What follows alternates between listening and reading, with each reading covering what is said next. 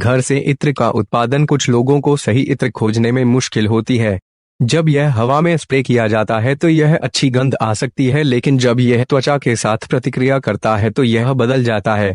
जो लोग इस समस्या से थक गए हैं वे दिखना बंद कर सकते हैं और इसके बजाय एक बना सकते हैं। पहला चरण सभी सामग्रियों को एक साथ प्राप्त करना है। बहुत सारे लोग तेल और अन्य तरल पदार्थों पर ध्यान केंद्रित करते हैं और मूल बातें जैसे टेस्ट ट्यूब, ग्लास बीकर और कपों को भूल जाते हैं। लोगों को धातु या प्लास्टिक से बने पदार्थों के उपयोग से बचना चाहिए क्योंकि ये गंध को बदल सकते हैं। ग्लास हलचल की छड़ें भी इस्तेमाल की जानी चाहिए क्योंकि इससे तेल केवल हिलने के बजाय बेहतर मिश्रण कर सकेंगे। चूंकि मिश्रण को एक बोतल में स्थानांतरित करने से पहले 2 दिनों के लिए संग्रहित किया जाना है, तरल को हवा में वाष्पित होने से रोकने के लिए पलकों को कड़ा होना चाहिए। जब सब कुछ तैयार हो जाता है तो तेलों को एक साथ मिलाने का समय है। इनमें से कई पौधों से निकाले जाते हैं और कुछ अन्य की तुलना में लंबे समय तक चलते हैं। इस प्रकार आधार, मध्य और शीर्ष नोट बनाते हैं।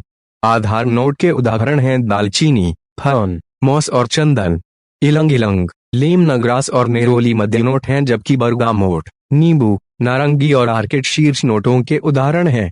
जानवरों से भी तेल निकाला जाता है, लेकिन जो लोग इसका पता लगाते हैं वे इसके बजाय सिंथेटिक तेलों पर भरोसा कर सकते हैं। चूंकि कुछ आवश्यक तेल दूसरों के साथ अच्छी तरह से मिश्रण नहीं करते हैं, इसलिए इसे एक साथ मिश्रण करने के लिए एक पुल नोट की आवश्यकता होती है। कुछ दिनों के लिए संग्रहित करने से पहले जोड़ने वाली आखिरी चीज थोड़ा एथिल अल्कोहल है। यह हमेशा उपलब्ध नहीं हो सकता है, इसलिए कई इसके बजाय वोदका के उपयोग की सलाह देते हैं।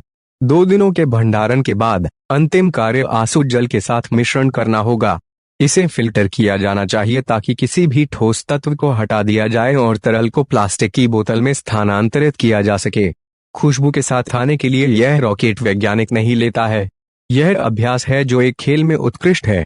एकमात्र कारण है कि कुछ कंपनियां इसे इतना जटिल बनाती हैं क्योंकि अन्य सभी वांछित परिणाम के साथ आने के लिए अलग अलग नोटों को एक साथ मिलाते हैं। जो लोग केवल मनोरंजन के लिए ऐसा कर रहे हैं वे गुलाब की पंखुड़ियों का उपयोग करके घर का बना इत्र बना सकते हैं, लेकिन जो लोग इसे एक व्यवसाय में बदलने की योजना बनाते हैं उन्हें रसोई या घर के एक खाली कमरे को मिनी प्रयोगशाला में बदलने के लिए तैयार रहना चाहिए।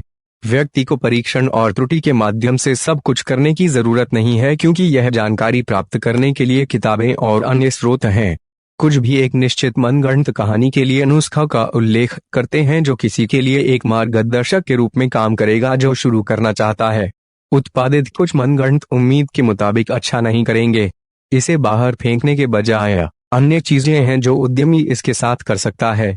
मिश्रण का उपयोग एयर फ्रेशनर के रूप में, अरोमा थेरेपी के लिए, सुगंधित कागज और अधिक बनाने के लिए किया जा सकता है। आखिरकार इन अन्य उत्पादों को बनाने के लिए जिन सामग्रियों का उपयोग किया जाता है वे इत्र के समान हैं और इसे अभी भी अच्छे उपयोग के लिए रखा जा सकता है।